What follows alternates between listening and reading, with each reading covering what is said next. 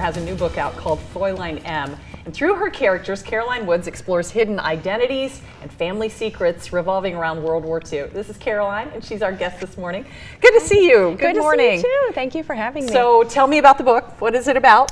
The book is about two orphan sisters who grow up in Berlin between the world wars. And then when they leave the orphanage, they're propelled to totally opposite sides of this super politically charged landscape. So it's actually set in two different times, during Yes. World War II and then in the 1970s. But what made you focus on that time in our history, Caroline? I was inspired by the art of the Weimar Republic. I didn't really know that much about it until about 10 years ago, and I was amazed at how dark the time period was. It was a time of great economic strife and inflation, but also kind of a relative freedom. Women's rights were becoming an issue in Germany. They had gained the right to vote, and they had seats in the parliament. So I thought it was an interesting time in terms of the tension, and then of course the tension with the period that followed. And then you have these two sisters in your story who have some very different outcomes in life. Yes. Because they're separated through the orphanage.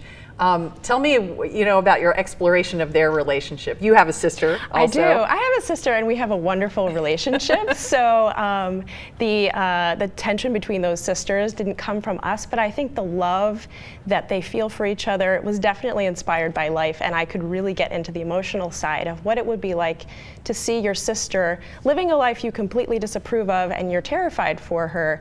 I got that from life. I was reading in your biography that you started writing at a pretty young age. You actually wrote a book when you were a teenager? I did. Yeah? Yes. About ghost stories? Yes, it's called Haunted Delaware, and it's all true ghost stories set in Delaware, or they are true according to the people who I interviewed. Yeah. And was it published? Yes, I self-published that book.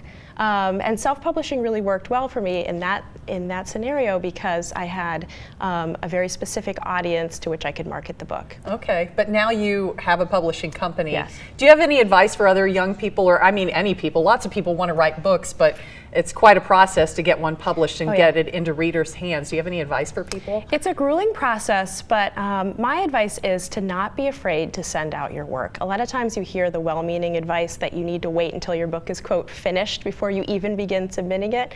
And I just don't think that serves writers very well because publishing takes a long time. And also, your book is definitely not finished before you have an agent and a publisher because they're going to want to put their mark on it. So I would say be brave, send out your work, and then look for the good advice that comes in rejection letters. I'm not ashamed to admit I've gotten many rejection letters, and some of them contain some really good advice. Wow, okay. So you did a book signing this weekend at the Barnes & Noble in Newport, and they have some signed copies of your books there. They do. I left many signed copies, and I put my personalized bookmarks in them, so they're all waiting at Newport on the Levee. All right, very good. Caroline, thank you. Much success to you. Thank you. Appreciate Thank you your so time much, this Sheila. morning.